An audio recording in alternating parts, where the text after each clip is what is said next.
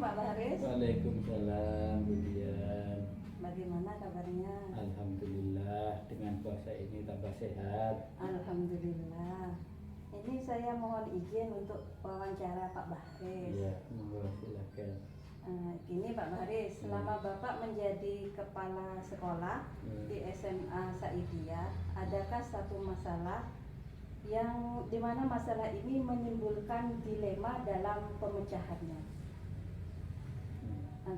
Terus bagaimana cara menyelesaikan masalah tersebut? Seperti itu Pak. Ya, terima kasih Bu Dian. Sebenarnya dalam sebuah organisasi itu yang namanya masalah itu tidak akan pernah tidak ada, kan gitu. Apalagi yang dikatakan dilema, memang itu pasti ada. Karena berbagai kepentingan atau berbagai keinginan dari tiap individu untuk ditampung aspirasinya itu sangat kuat sekali, sehingga itu kadang-kadang menimbulkan kebingungan bagi seorang pimpinan untuk menentukan mana keputusan yang akan diambil, keputusan yang terbaik itu yang mana, kan gitu.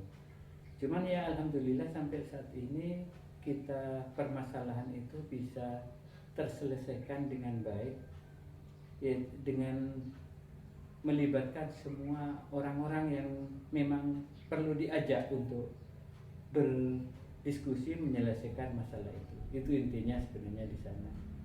Oh, berarti Pak Baris mengajak orang-orang yang berkompeten di dalam masalah tersebut, seperti itu. Iya.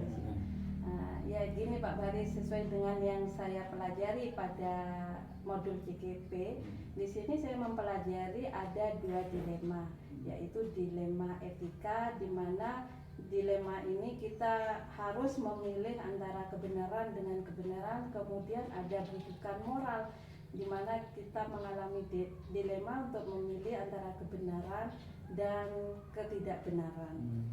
Menurut Bapak, bagaimana Bapak dapat mengidentifikasi tentang kasus yang Bapak hadapi, mana yang merupakan dilema etika dan mana yang merupakan rujukan moral? Wah, ini tambah seru pertanyaannya ini sebenarnya. Karena sudah ada dilema etika dan dilema rujukan. Rujukan moral. Iya, rujukan moral. Memang kadang-kadang kita selalu dibenturkan. Apalagi dengan kelompok-kelompok di mana kadang-kadang guru itu di dalamnya itu terdiri dari kelompok A, kelompok C, akhirnya di antara kelompok itu saling mengutarakan kepentingannya masing-masing demi kelompoknya sendiri-sendiri. Nah, acuan utama kalau saya dalam memutuskan sebuah permasalahan itu adalah aturan main yang pertama. Jadi yang pertama itu harus ketentuannya apa dulu yang harus disepakati dalam suatu organisasi itu, aturannya apa aja. Jadi keputusan itu akhirnya tidak melenceng dari aturan yang sudah kita tetapkan bersama.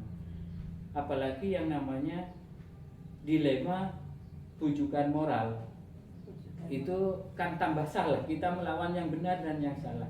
Cuma kadang-kadang kita harus berpikir juga, ini akan terjadi konflik yang juga akhirnya ya sama-sama dilema. Tetapi kalau kita sadarkan sebuah organisasi itu, oh ini loh aturannya seperti ini, berarti kita harus sikapnya seperti ini. Yang paling sangat-sangat memang untuk dilema betul, yaitu adalah dilema etika. Kenapa? Dari argumen mereka dan secara aturan mereka sama-sama benar. Nah, disitulah memang kepala sekolah yang memang perlu membuat kadang-kadang membuat tim, tetapi harus tim siapa yang akan dipilih di situ. Karena tim di situ harus memilih orang-orang yang betul-betul netral. Tidak ada di kelompok A, kelompok B, tetapi dia berpikiran bagaimana ini supaya kebersamaan ini tetap dan hasil yang dicapai itu adalah tetap hasil yang terbaik, gitu aja.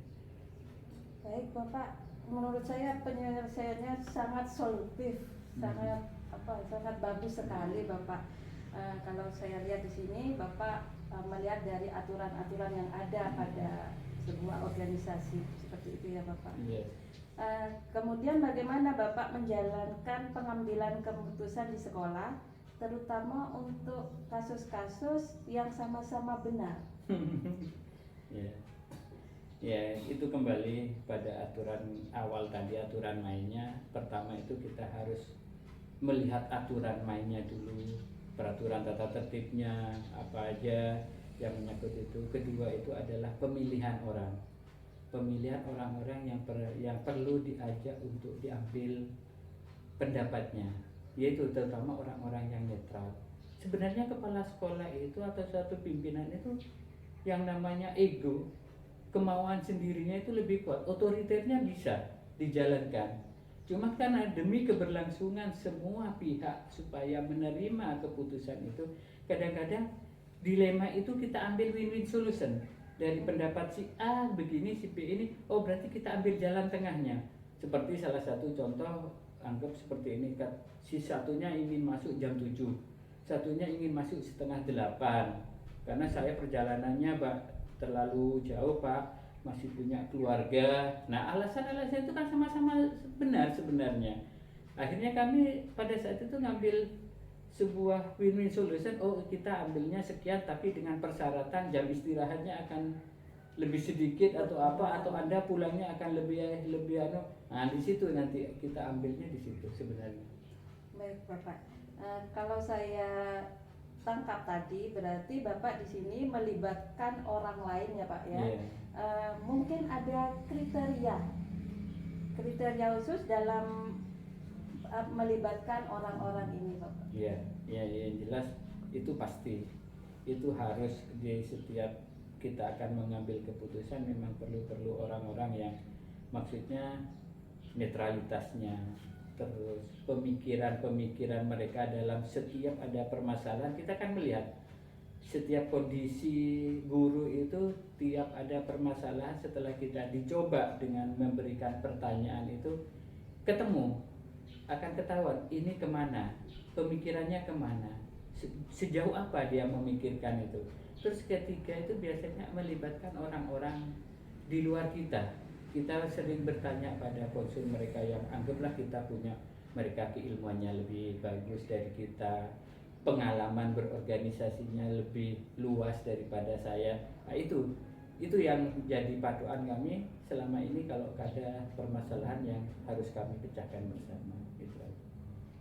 Baik Bapak, ini saya lihat dari jawabannya Bapak tadi untuk kriterianya yaitu dari netralitas, kemudian dari pemikiran, dari keilmuannya, dan dari pengalaman keorganisasiannya. Seperti itu Bapak ya. Kemudian mungkin ada langkah-langkah atau prosedur yang Bapak lakukan selama ini untuk pemecahan masalahnya? Kalau prosedur langkah-langkah itu yang saya sering lakukan itu kalau ada permasalahan biasanya yang pertama itu saya merenung dulu.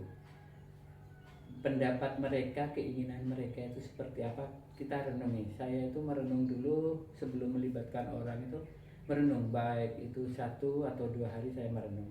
Setelah itu baru saya memilih orang-orang itu. Dalam memilih itu baru saya berikan, dilontarkan permasalahan. Permasalahannya apa? Tetapi tidak dibahas pada saat itu juga. Kami memberi waktu 1 hari atau 2 hari untuk mereka bagaimana ini bisa terpecahkan gitu loh dengan sebaik mungkin. Baru setelah sesuai waktu yang kita ditentukan mereka sudah membawa argumen mereka masing-masing, baru kami kumpulkan dan itu terjadilah diskusi. Maka setelah itu kami sepakati bagaimana itu dijadikan sebuah keputusan. Itu saja. Sungguh luar biasa Pak Faris. Nah, sama semuanya. Hal-hal apa saja yang selama ini Bapak anggap efektif dalam pengambilan keputusan? Ya sebenarnya yang hal-hal yang paling efektif itu adalah kesepakatan bersama. Itu loh. Terus kedua itu adalah niat itikadnya adalah demi kemajuan bersama. Kalau memang itu kita gabungkan semuanya, kita acuannya sebagai pemimpin. Nah, pemimpin ini yang akan dilema. Kenapa? Yang akan diputuskan itu akan menjadi cambuk buat dirinya, buat contoh untuk dirinya. Bagaimana apa yang kita ambil itu, pemimpinlah yang harus sebenarnya memberi suri teladan yang pertama. sebelum anak didik peserta anak buah kita itu betul-betul melakukan itu. Itu intinya yang pertama. Pemimpin yang harus menjadi contoh yang terbaik gitu ya. Wow, ini benar-benar pemimpinan bijaksana ini kalau saya lihat ini. Iya.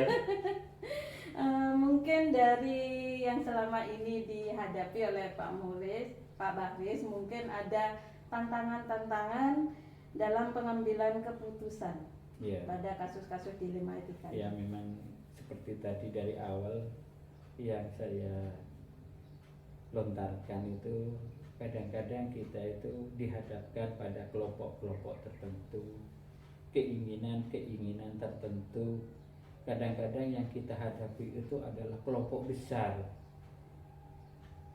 Kadang-kadang ya kalau memang terjadi antar individu lebih gampang untuk diselesaikan. Tetapi pada saat dihadapkan dengan keinginan kelompok besar, itu memang kendala kita yang untuk memutuskan itu memang harus lebih sangat membutuhkan energi untuk di situ. Itu kendala terbesarnya memang. Tantangan terbesarnya kepala Tantangan sekolah di situ ya Bapak ya. Ini mungkin kembali ke pertanyaan yang tadi Bapak. Mungkin ini Bapak memiliki jadwal tertentu dalam menyelesaikan kasus dilema etika ini.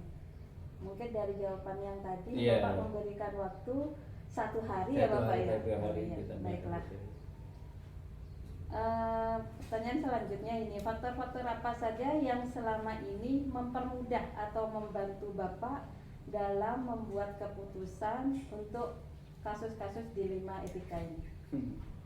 Ya, kalau yang saya lakukan tiap hari, saya selalu berusaha dengan waktu yang meskipun sedikit, kami harus datang, rasa kebersamaan. Kita datang ke ruang guru, ngobrol di sana.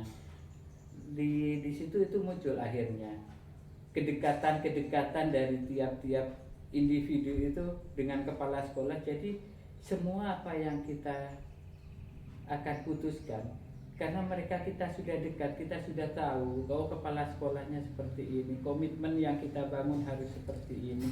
Akhirnya muncul mereka, oh ini berarti kita akan inilah. Memang semua betul-betul kita lakukan dari kita sendiri itu.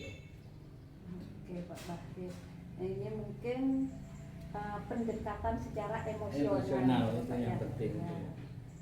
Ini yang terakhir Pak Bahri, pembelajaran apa saja yang Bapak bisa petik dari pengambilan keputusan untuk kasus-kasus dilema etika?